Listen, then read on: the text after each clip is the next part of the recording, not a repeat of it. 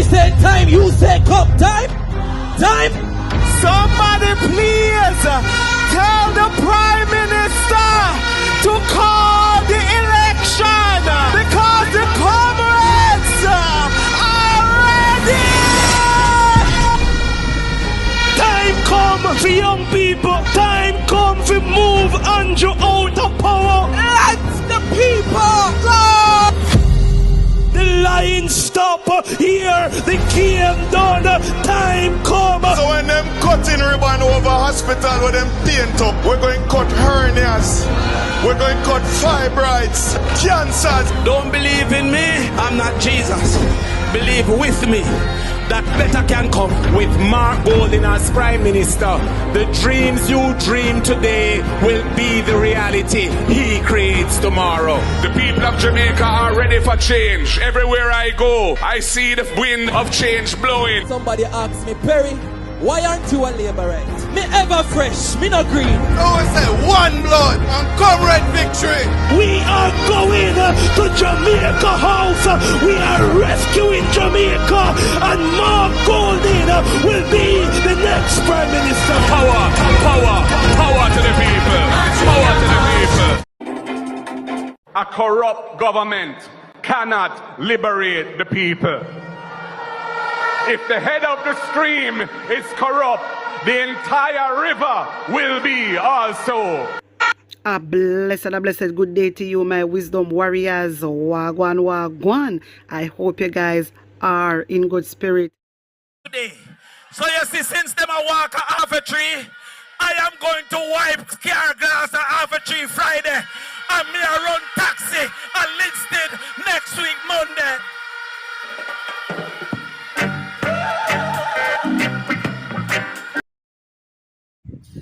Dear Jamaicans, I promised you that I was going to go into the affidavit by Craig Beresford of the Integrity Commission that Andrew Holness tried to have suppressed. As you would have already known, the Supreme Court ruled against Andrew Holness yesterday, and Andrew Holness couldn't have the affidavit suppressed. And of course, the affidavit they are ruled now. So we are going to get right into it. Now, the content is 108 pages long, so it's going to take more than one videos. So, of course, this is part one.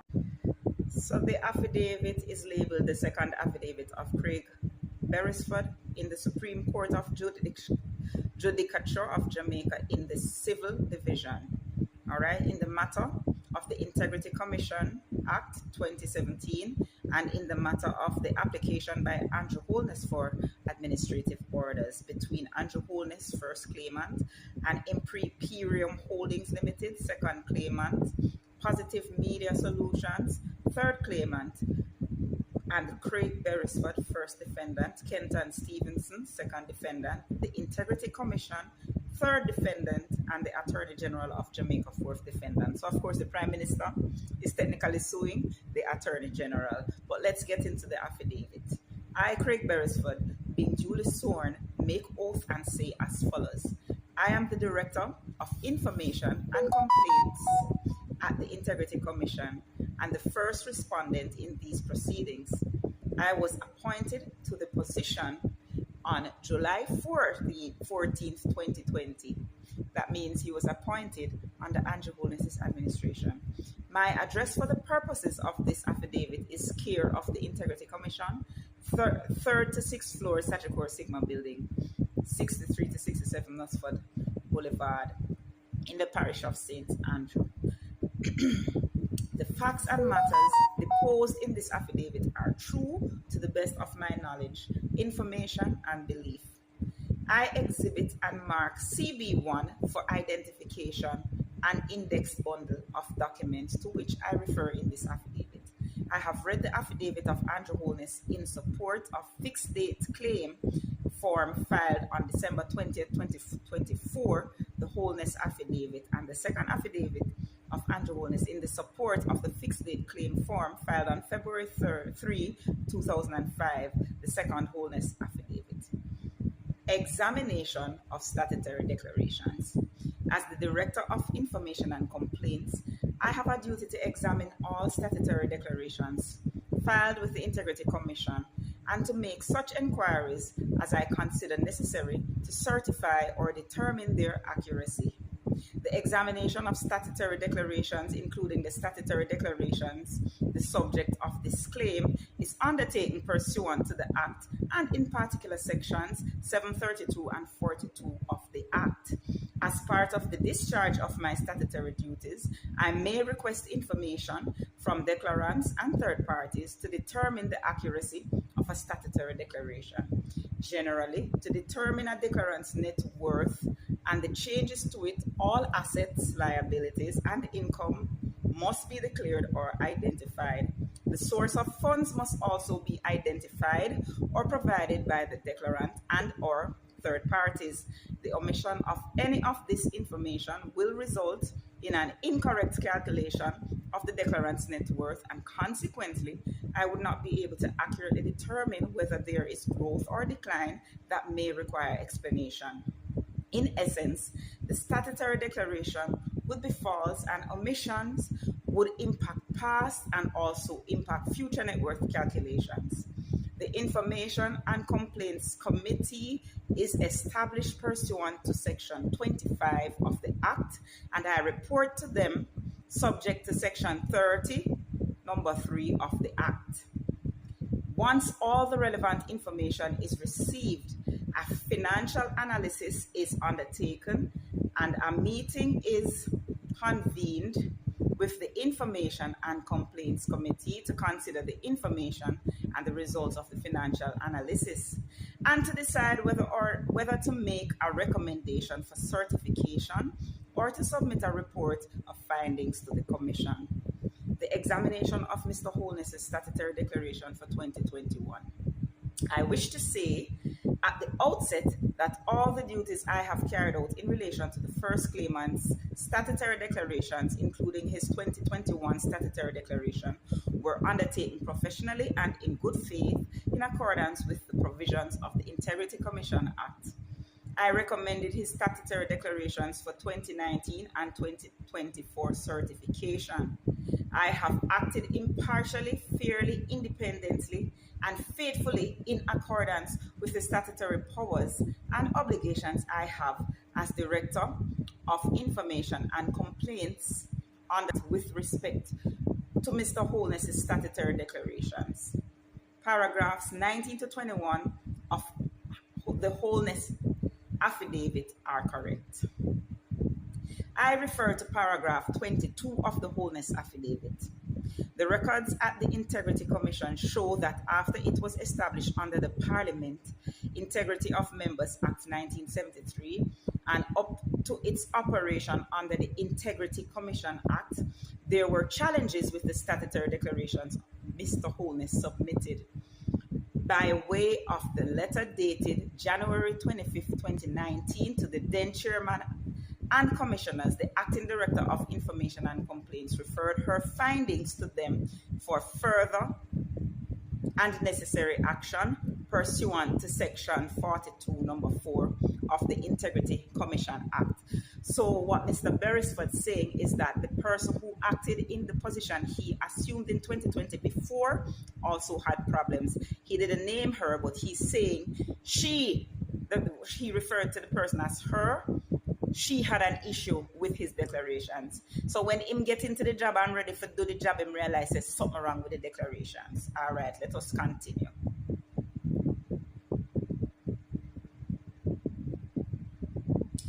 The investigations resulted in a report in relation to the statutory declaration of the Most Honorable Andrew Holness by the then Acting Directors of Investigation and of Information and Complaints in 2019.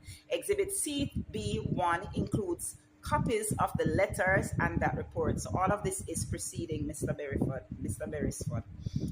As the information in that report was dated at the time when the second defendant, the Director of Investigation, assumed office, and the issue raised in it had not been fully addressed or resolved, he requested that I update the information and submit an updated financial analysis report to him.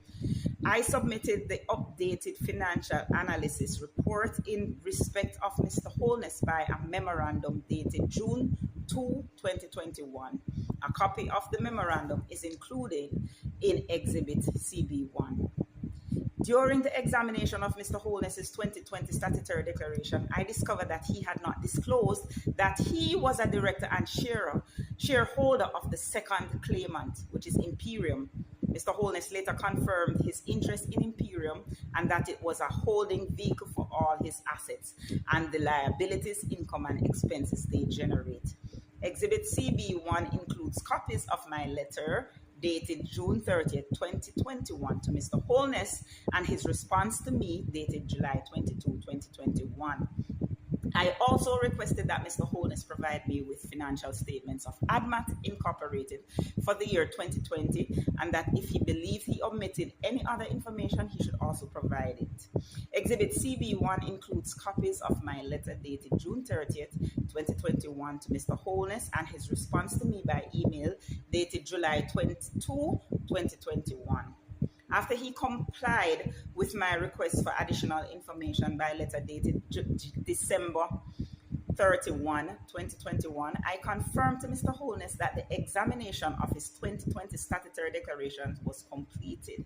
Exhibit CB1 includes my letter dated December 31, 2021, Mr. Holness's letter dated January 3, 2022, to the chairman of the commission and email exchange dated January 10 to 11, 2022, between the reporting and compliance officer in the information and complaints division and Mr. Holness. So that was part one. I'm going to do the video for part two right now. Stay tuned. Hi again, Jamaicans. So this is part two of the Craig Beresford affidavit, which of course is the Integrity Commission's affidavit that Andrew Holness has been trying to suppress. As you know from part one, Andrew Holness lost the court case to suppress the information in this affidavit, which they wrote, and I am reading through everything because I know that not everybody has access. Now to recap part one, we have seen where Andrew Holness has basically been ordered to submit additional documents to the Integrity Commission's investigator, Mr. Beresford. And Mr. Beresford basically indicated that Holness eventually did that, and he informed Mr. Holness, Dr. Holness, that his investigation was concluded.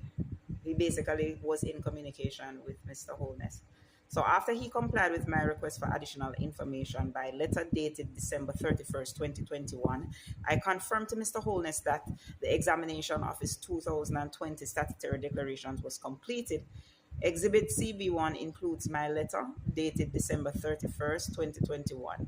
Mr. Holness's letter dated January 3, 2022 to the chairman of the commission and email exchange dated January 10 to 11, 2022, between the Reporting and Compliance Officer in the Information and Compliance Division and Mr. Holness, Information and Complaints Division and Mr. Holness.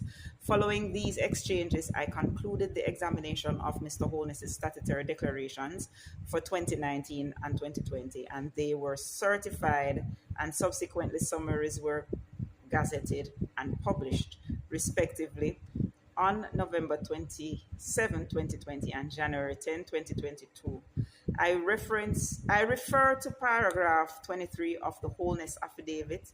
I began the examination of Mr. Holness's statutory declaration for 2021 in August 2022. As part of that examination, third-party checks were undertaken to verify the accuracy of the information in it. The results of the financial analysis of the statutory declaration for 2021 suggested that Mr. Holness had not disclosed all his assets and liabilities, and there appeared to be some irregularities concerning an account at First Global Bank. All right, so it started getting interesting now. The results of the financial analysis were tabled at a meeting of the Information and Complaints Committee on September 22, 2022. As a result of the discussion and conclusions at that meeting on September 30, 2022, I referred the financial analysis report on Mr. Holness's statutory declarations for 2021 to the Director of Investigation for further investigation. Exhibit CB1 includes a copy of the referral memorandum to the Director of Investigation dated September 30th, 2022 and its attachment. The Director of Investigation carried out an investigation and concluded that Mr. Holness did not deliberately omit information from his 2021 statutory declaration. Neither the financial analysis report nor the investigation was made public or shared with Mr. Holness. I then invited Mr. Holness to amend his statutory declaration for 2021, which he did and resubmitted. In February 2023, I recommenced my examination of Mr. Holness's statutory declaration for 2021. The initial findings of the examination were tabled and discussed at a meeting of the Information and Complaints Committee on February 23, 2023. Based on the discussions, it was agreed that Mr. Holness should provide details of investments in related companies and a breakdown of financial assets. It was also concluded that the financial statements prepared for Imperium were not in keeping with the International Financial Reporting Standards, and the accountant who prepared them should be referred to the Public Accountancy Board and the Institute of Chartered Accountants, Jamaica, for having represented that they were so prepared. This is interesting. Who was that accountant?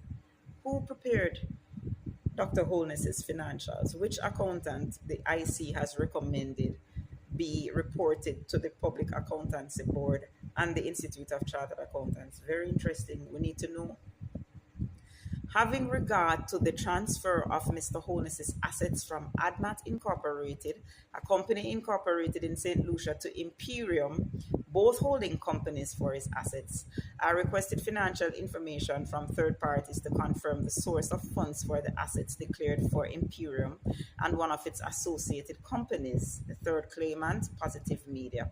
Exhibit CB1 includes copies of my letter dated March 10, 2023 to Mr. Holness and his response to the chairman of the commission dated March 12, 2023. The third-party checks revealed, among other things, multiple high-value transfers from a company named Green Emerald Trading Limited, among others, to Positive Media, and then from Positive Media to Imperium.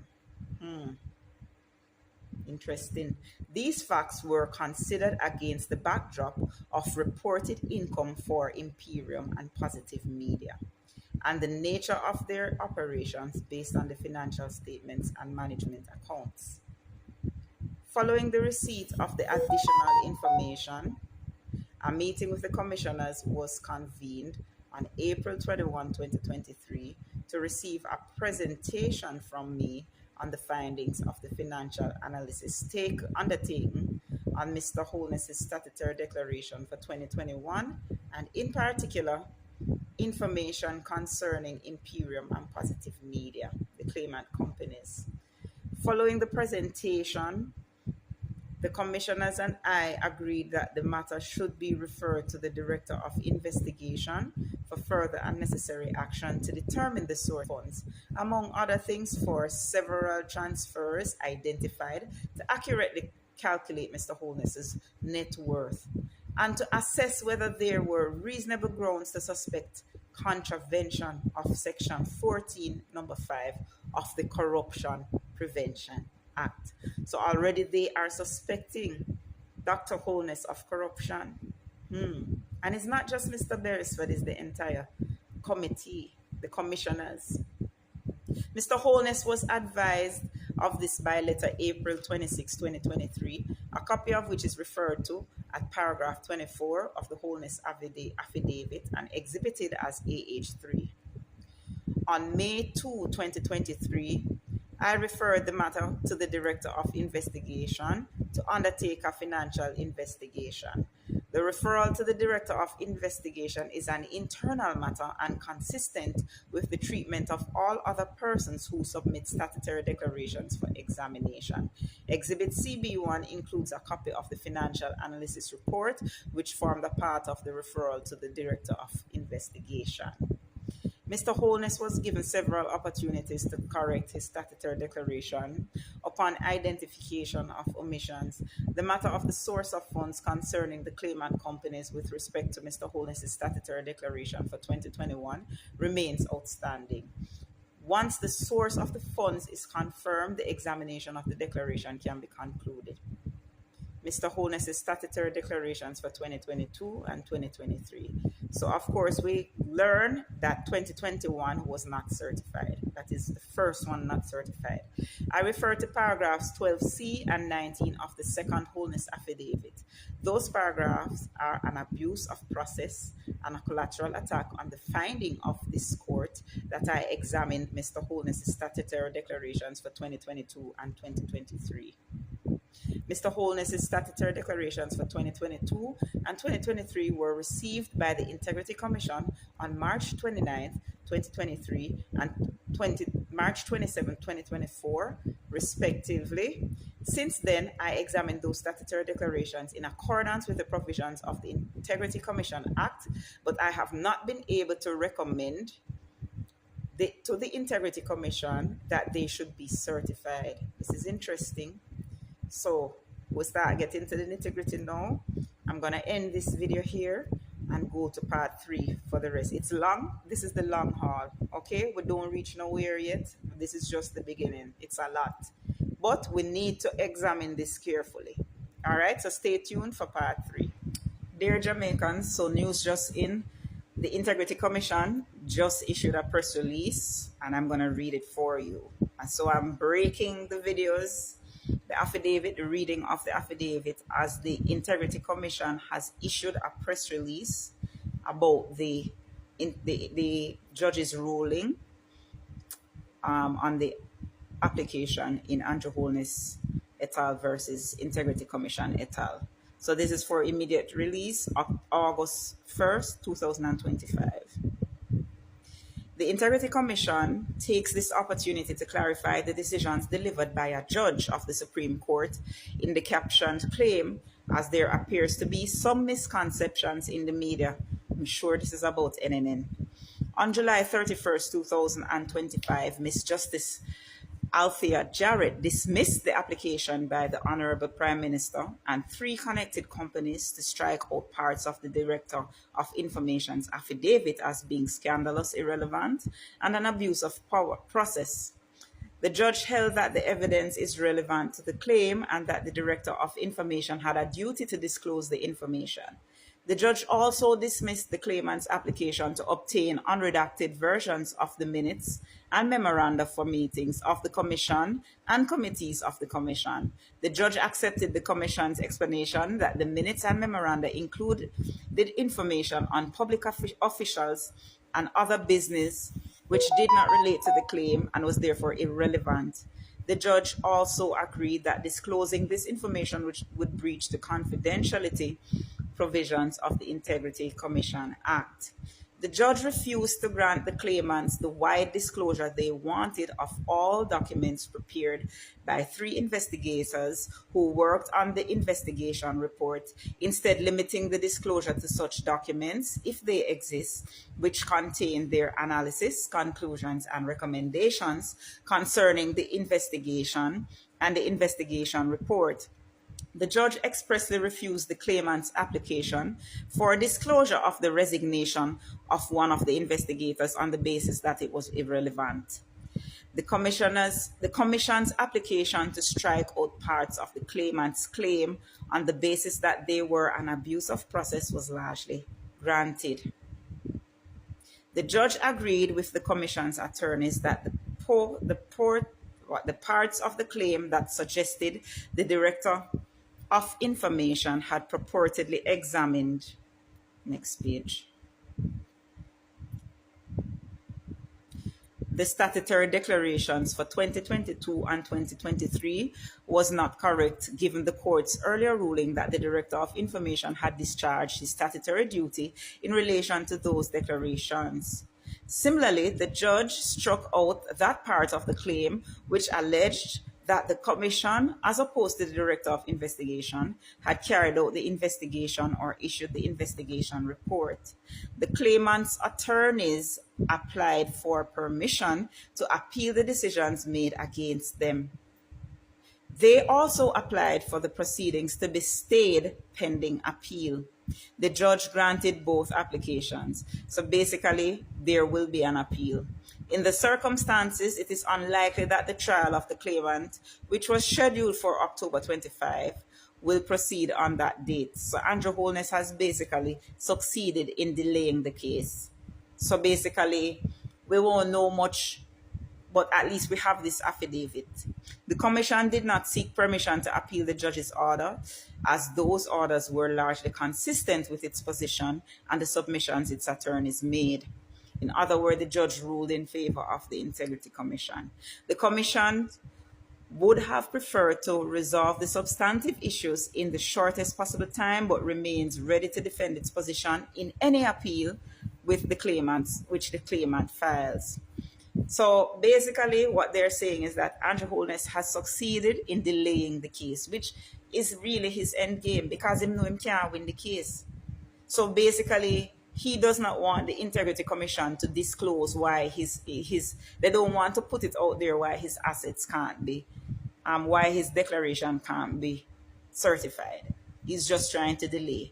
However, this affidavit that has been made public basically gives us all the information that we need to know, which he was trying to suppress. All right, so this is a press release that was basically published by the Integrity Commission not too long ago. I thank you. Please stay tuned for the rest of the affidavit. Don't go on the false promise. On the things that we are putting back in the office, on the things that we are novice, on the better listen to this. Vote them out, cause them not see we when we young.